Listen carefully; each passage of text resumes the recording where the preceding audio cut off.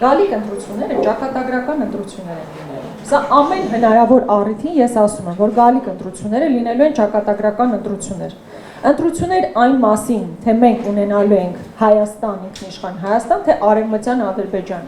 Ու եթե մի քանի տարի առաջ սա կարող էր թվալ sense բան ռոմանտիկ ինչ-որ անհավանական մի բան, այսօր մենք պրակտիկ առաջվում ենք այդ իրողությունների հետ։ Նախագահ Քոչարյանը սովորաբար այս միտքը ասում է, ես չգիտեմ Նիկոլ Փաշինյանը թղթով, փաստաթղթով դավաճան է թե չէ, բայց եթե ինքը լիներ այլ երկրի կողմից նշանակված մարդով պետության դեմ դավաճանություն իրականացնում, կաներ այն, ինչ հիմա է անում։ Եվ ամսի 7-ը դրա մասին է, մենք ուզում ենք ունենալ Հայաստանի Հանրապետության շահերով առաջնորդվող ղեկավար, թե Ալիևի դրածով։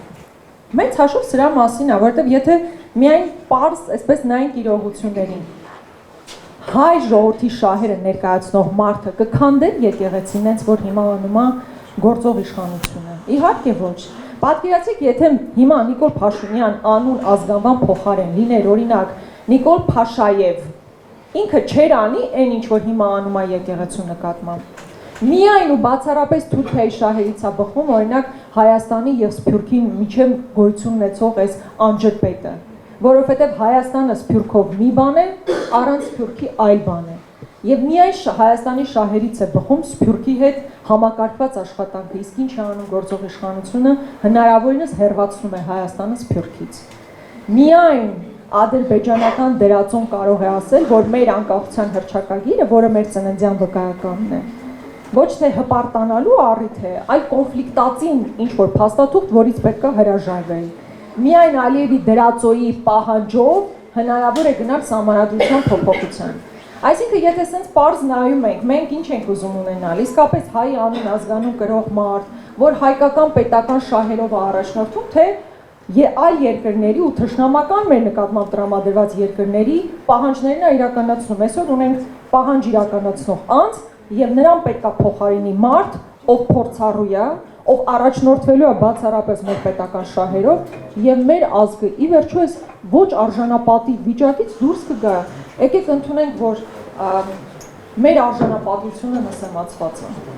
Մենք շատ կորուստներ ենք ունեցել, բայց ոչ մեկ չի ասում, որ այդ կորուստների հետ պետքա շարունակաբար ապրել, ծնկած վիճակում լինել, պետքա վեր կանգնել։ Եվ այդ առումով իսկապես ճակատագրական պատահական չի։ Վստահ եմ, այս ամեն ինչը մեզ հետևելով լսել եք, գիտեք մեր մոտեցումները, բայց ձեզ բոլորին իսկապես շատ ուզում եմ խնդրել այս ընտրությունները որևէ կերպ չդիտարկել, վստահ եմ, որ այդպես չեք դիտարկում, բայց չդիտարկել որպես հերթական ընտրություն, դիտարկել որպես մեր երեխեքի ապագայի համար իրականացվող գործընթաց, որովհետև ես էլ երիտասարդ եմ, բայց հիմա ինչ էլ որ անում եմ, ավելի շատ մտածում եմ իմ երեխու մասին, իրանք ինչ երկրում են մեծանալու, որովհետև եթե նույնիսկ միայն բարեկեցության մասին խոսք լինել, հանգիստ կարելի է գնալ աշխարհի ցանկացած երկրում ու բարեկեցիկ ապրել։ Բայց խնդիրը մենակ բարեկեցության մեջ չի։ Ես հասկանում եմ, որ մեզ փորձում են դարձնել այդ սպառողական հասարակության ներկայացուցիչներ, բայց մենք այդ ժողովուրդը չենք։ Մենք ունենք արմատներ, որից չպետք է կտրվել։ Մենք ունենք պատմություն, ծանր պատմություն, դժվար պատմություն, բայց այդ մերն է, որի առաջ պետք է խոնարհումով լինել, որը պետք է հարգել, որը չպետք է ուրանալ որևէ պարագայում։ Ցեղասպանությունը մեր պատմության ծանր դրվագներից մեկն է, բայց չի կարելի ուրանալ, չի կարելի ամենօրյա փառատոններով ուղղակի մոռացության տալ սեփական պատմությունը, սեփական արժանապատվությունը։ Ու ինչ էլ անում ենք, այսօր Կարինե Փարիսյան շատ ճիշտ բան ասի, որ մենք ամեն մեկս մի գործով իսկապես կարող ենք զբաղվել մինչև այս ամեն ինչը։ Ես ուսուցիչ եմ եղել, Տիկին Խամոյանը լրագրող, Տիկին Վարդանյանը IT ոլորտի մասնագետ։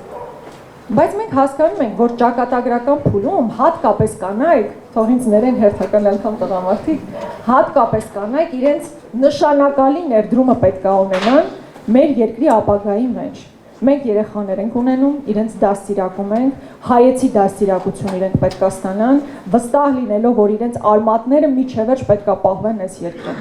Այնպես որ կարևոր գործ ունենք անելու մինչև հունիսի 7-ի ընտրությունները։